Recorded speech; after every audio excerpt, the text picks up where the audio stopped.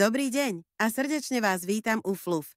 Dnes vám ukážem, ako si doma jednoducho nafúknuť sedaciu loptu Fluff.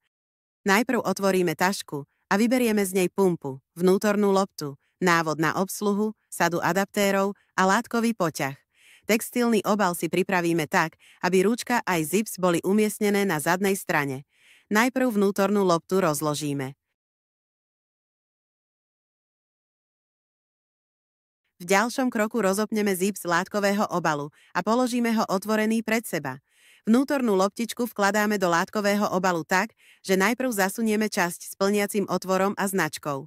Keď je táto horná časť na svojom mieste, zatlačíme dovnútra aj zvyšok loptičky, aby bola správne usadená po celej ploche. Dôležité je dbať na to, aby značka smerovala nahor.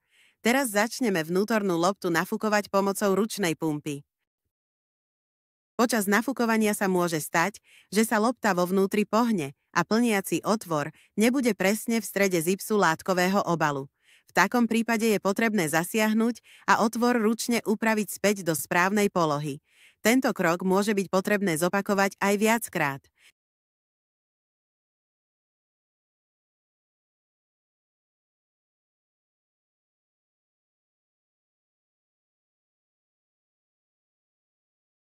Ako náhle je lopta takmer nafúknutá, zasunieme ventilový uzáver a skontrolujeme, že plniaci otvor zostáva v strede. Potom uhladíme záhyby látkového obalu po celom obvode. Zips teraz zatvoríme približne do polovice. Malý tip. Ak sa zips zatvára príliš ťažko, lopta môže byť prehustená. V takom prípade odporúčame mierne upustiť vzduch.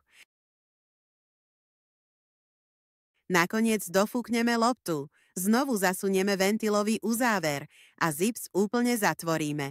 Sedacia lopta Fluff je teraz úplne nafúknutá a pripravená na použitie.